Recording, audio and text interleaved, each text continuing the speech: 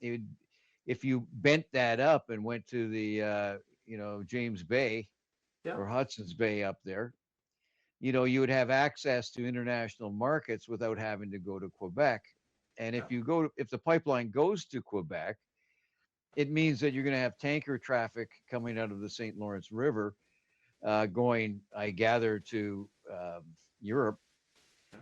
But it would be a lot quicker and a lot simpler if it went north rather than, all the way to Sarnia and then south again.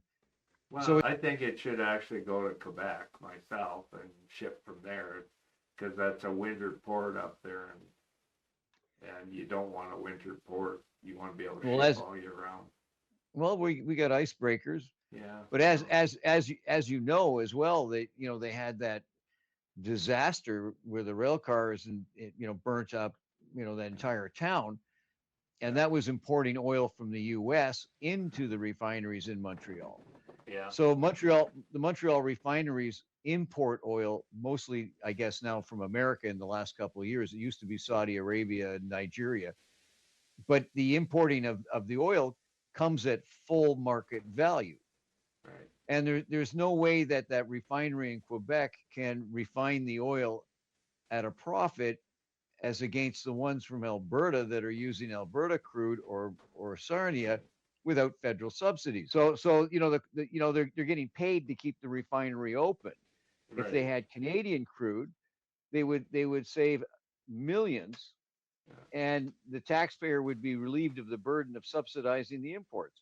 And to say that the Alberta oil is dirty and the oil from the U.S. is somehow clean, or Nigeria, Yeah. you know, it, Well, it's it. that's the hypocrisy of it, and that's got to stop. And they need to have more level heads in the boardrooms and the planning stages of that.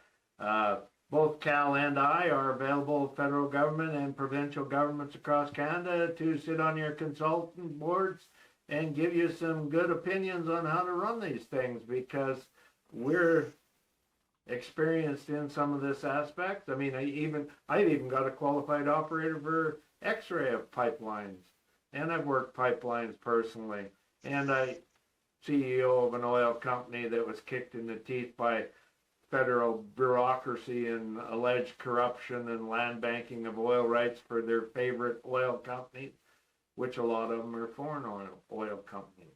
So yeah, there's a lot of wisdom in planning for the future. And as a Canadian first and an Albertan second, I want to see our resources benefit my grandkids and great grandkids when oil supplies are short around the world, and we haven't given it away for free and stuck our future generations with the cleanup costs, and other countries profit during the times of short supply. Subscribe to the channel, give us a like, and please share the video. Don't be afraid to share this commercial with your friends too.